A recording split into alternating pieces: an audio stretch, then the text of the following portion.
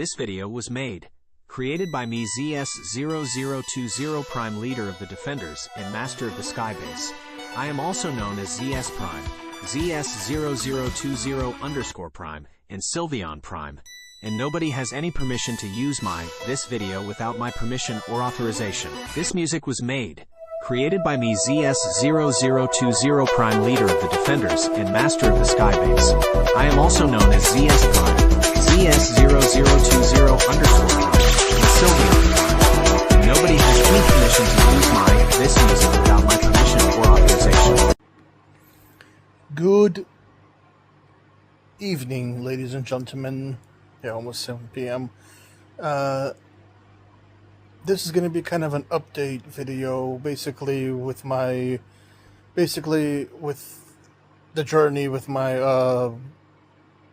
upcoming surgery and stuff. So, without any further ado, let's get into it. So, basically, yesterday on the 6th, yesterday.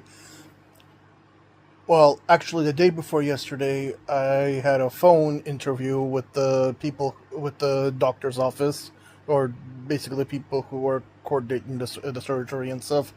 And they basically simply just asked me the standard, list of my medications, so that way they know what I'm taking and what I'm not taking and whatnot. That appointment was on the phone, so I didn't have to go anywhere on Monday.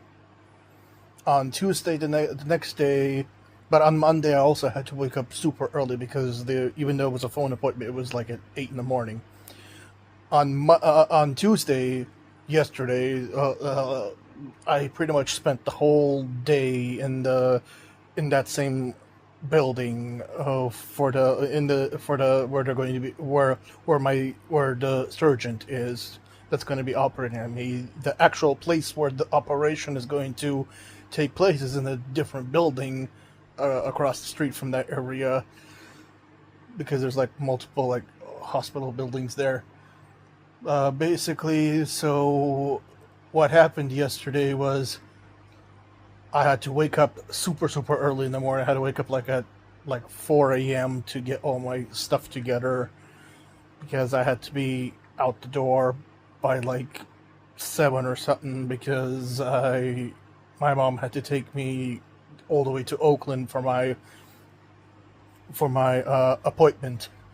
So basically, we had several appointments, basically one after the other, with almost 2 hours in between with a 2-hour lunch break, because the last appointment was scheduled at 11, and there was no point to go back and forth, so we just waited in the cafeteria area for the 2 hours. So basically, the first appointment that I went to was kind of like a multi appointment into one, kind of multiple appointments into one situation. Basically, I met with it was a pre-op appointment. That's what it's called, a pre-op appointment. It was in the pre-op office of the building. There's the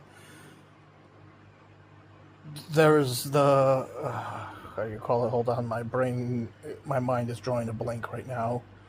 There's the pre-op section, and then there's the actual bariatric. There we go, bariatric surgery office. It's a separate office. So basically, I had to go to the pre-op office because I had to go over with one of the nurses over there, because the way basically she explained, what's going to be happening, what the procedure is, and also what's kind of expected afterwards. What's gonna basically happen after when I'm recovering from the surgery. So basically, they went over all the medications I'm taking, and they gave me instructions on what to stop taking, what I can still take, and they also gave me instructions of what I can eat, because they've instructed me that a couple days before the surgery I have to be on an all liquid diet, and the day before the surgery, I have to stop eating exactly at midnight because my stomach has to be empty, because they're going to be, even though it's going to be a robot, they're still going to be cutting my stomach. They're still going to be cutting the inside of my stomach. Because, the official name is gastromic sleeve something. I don't know. It's a long name for this procedure, because at first I thought it was just a sleeve, but the full name is sleeve gastronomy or something like that. I don't know. I don't know how to pronounce it. It's a long medical term, and I'm pretty sure if some of you out there who are doctors would know what the full proper term is. But basically, so with those two appointments, I went through all the stuff. They gave me like a special soap that I have to use beforehand, so that way, the area where they're going to be operating is clean, so to avoid germs and stuff. And then they also gave me like a special breathing thing I'll be using after, so that way to make sure that I can breathe and swallow properly after. Which is why they've gave me a whole list of instructions of how to prep, what to do, and then they took my blood samples and they gave me a EKG scan, where they, well, not a scan, but an EKG monitor, where they basically put these stickers on me to see how my heart is doing, to get all my vitals, to make sure that everything is okay. They asked me about, my health history, etc., what I'm allergic to, what I'm not, how have I ever had any problems with anesthesia, because yes, for this particular procedure, I'll be on full anesthesia. Basically, I'll be getting the gas. I'll be KO'd. I'll be knocked out completely. They'll be putting me to sleep and then reawakening me. It's a lot more. It's basically a complete anesthesia. It's quite different from what I got when I had my three epidermal shot. Not all at once, but 3 separate epidermal shots in my back because of my herniated discs. And long story short, those epidermal shots didn't really.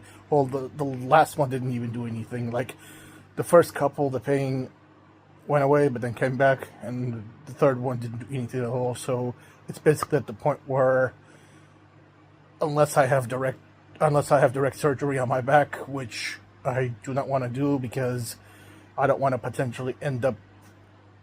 I don't want to end up with, they did surgery on my hand before for carpal tunnel and trigger finger, and it's kind of still swollen and it's not the same. So I don't want to risk my back problem becoming worse than what it already is. I mean, for Pete's sake, I'm already to the point where I can't walk anywhere without a cane. I don't want it to get worse, or worst case scenario for me to end up in the wheelchair for the rest of my life, because at that point, the quality of life for me will diminish severely.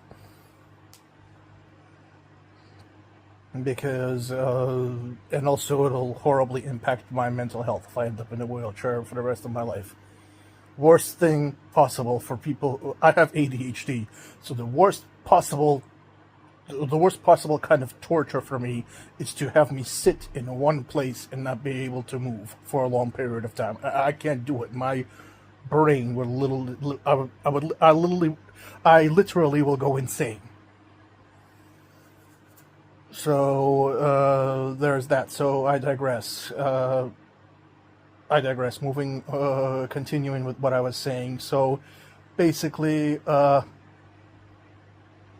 so they were asking about how I react to anesthesia, because I was kind of on the form of anesthesia, because there's several different forms. When they did my hand surgery, they actually just put my hand to sleep, like this area of the body where my hand is to sleep, so that way I don't feel them digging around. And then for the epidermal, they just basically I was conscious but not completely conscious. Like I was conscious, but I was in my happy place. Basically, they gave me the gas and stuff, and I wasn't knocked out, but I was basically like relaxed to the point where I didn't even feel them inject me with the epidermal thing. Well, for this procedure, as I've said, I'm going to be completely asleep. Like, they'll put me to sleep, do whatever they need to do, and then they'll bring me out of it. So for this particular thing, it's going to be full on anesthesia. Last time I've when I had a surgery where I had to be like knocked out completely, that was when I was very little, and they didn't give me the gas when I was little. All I remember is them giving me some like red stuff to drink, and then I ended up falling asleep, and then I woke up with stitches. And if you're wondering what that operation was, it was something to do with my private areas and my testicles not properly descending. That's basically what happened when I was little. That situation was sorted out after the surgery. Everything was fine. But everything was fine. But continue on what I was saying. So basically, after they gave me the whole rundown of what I need to do, and I told them that I have no bad reactions to anesthesia, etc., etc. So they gave me all the instructions. They gave me like a bunch of like paperwork and stuff, and they had me sign a bunch of stuff. And then after that, me and my mom basically went for like lunch in the little cafeteria area of that hospital. They had like snack machines there and stuff, so we basically ate and then just waited for like 2 hours before my final appointment, which was in the actual bariatric surgery office. And that's when I had the appointment with the main surgeon who was going to be operating on me. And he basically explained to my mom, and my ILS worker was there.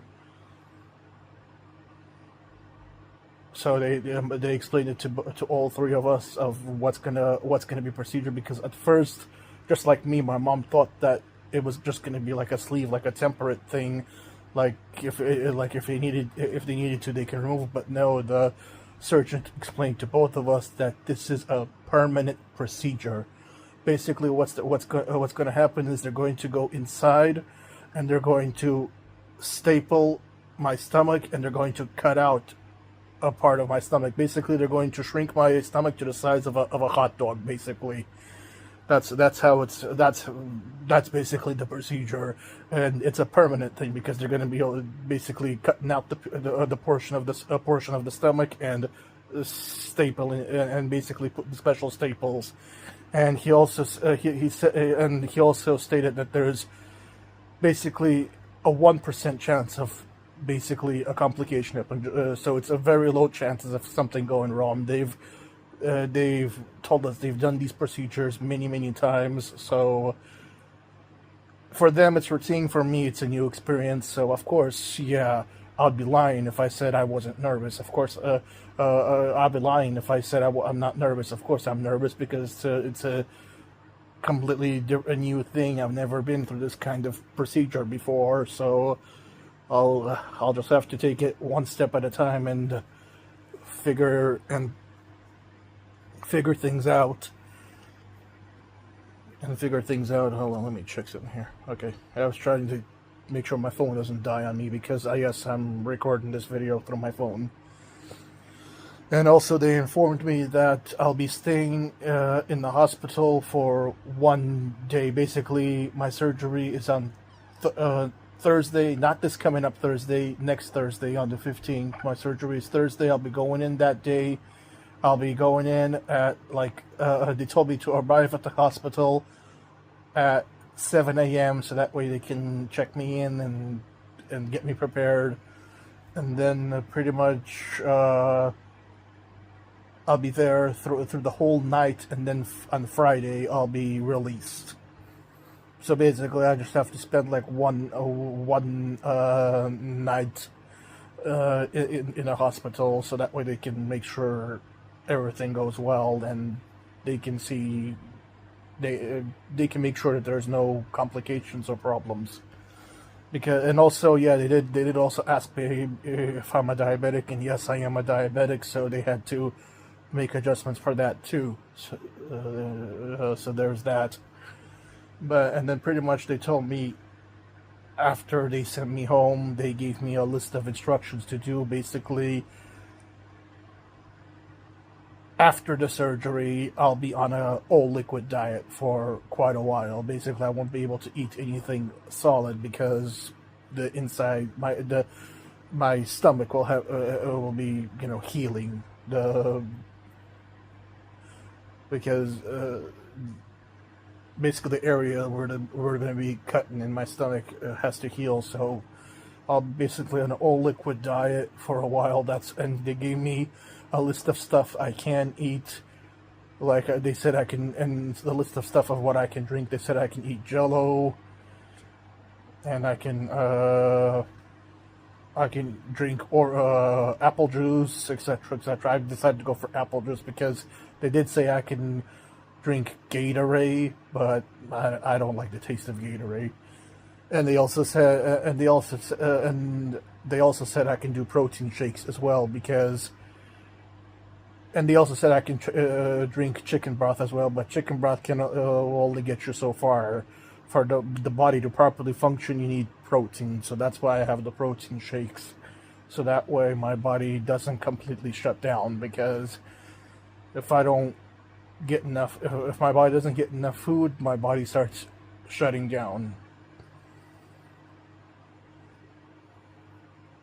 So that's basically going to be a step process. And they did say that when I go to the hospital, that I can take my phone with me. So probably what's going to happen is either my phone's going to be in a secure locker, or I'm going to have my mom hold my phone, because this is $1,000 phone, ladies and gentlemen. So I'm definitely going to make sure that it doesn't get stolen or anything, because this phone is quite expensive. I didn't have to pay for it. My stepbrother did like a whole trade-in thing with the phone, but still, I don't want to lose it, and I do not want to get it stolen. So I'm going to be very careful with that. And they also said for me to bring like a change of clothes, like loose-fitting clothes. So probably most likely I'm going to bring something like this that I'm already wearing, something that I can easily take off and put back on. And then during the recovery process, I'm probably going to be laying down here, or probably the other after I get home doing the recovery process, I'm probably going to be laying down here and recovering. And yes, since I will be away from my home for like a day, my mom or my dad will pop. They have the keys to my apartments. They can pop in and give my cat Luna food and water, and also clean his litter box, because that has to be done. That has to be done once or twice a day, depending on how much. I think usually I do it once a day, because he goes, but he doesn't go like that bad. With my mom's case, she has to do it more because she has 2 cats. I only have 1.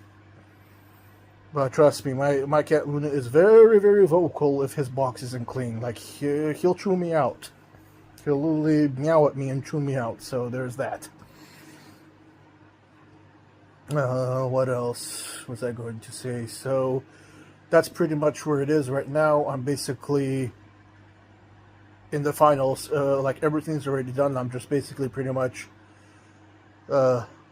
waiting for the appointment to happen. So as you can tell, I have quite a lot on my mind right now, because like I said, I'm nervous about this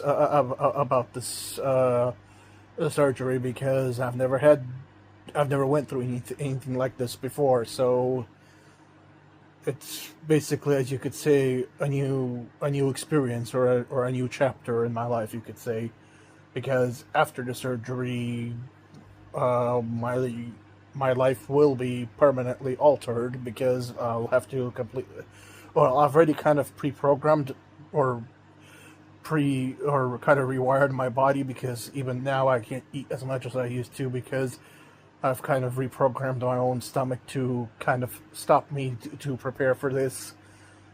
And I went through a whole bunch of other stuff to prepare me for this, and I did lose some weight in the process because I stopped eating the garbage that was making me gain weight. But this whole process will actually help me to keep the weight off. It'll help me lose weight and it'll help me keep it off, since the portions that I'll be eating will be a lot smaller. That's what they said. So it'll be experience, and I'll just have to take things one step at a time.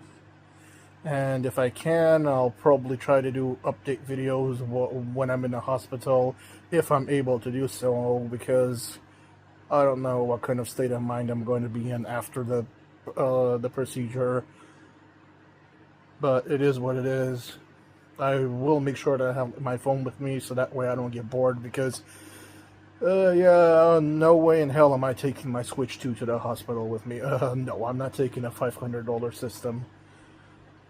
The phone is one thing. The phone I kind of need to keep in contact with my friends and family, but the Switch, I'm only going to be there for one night, so I don't need my video game console with me. I can play video games later.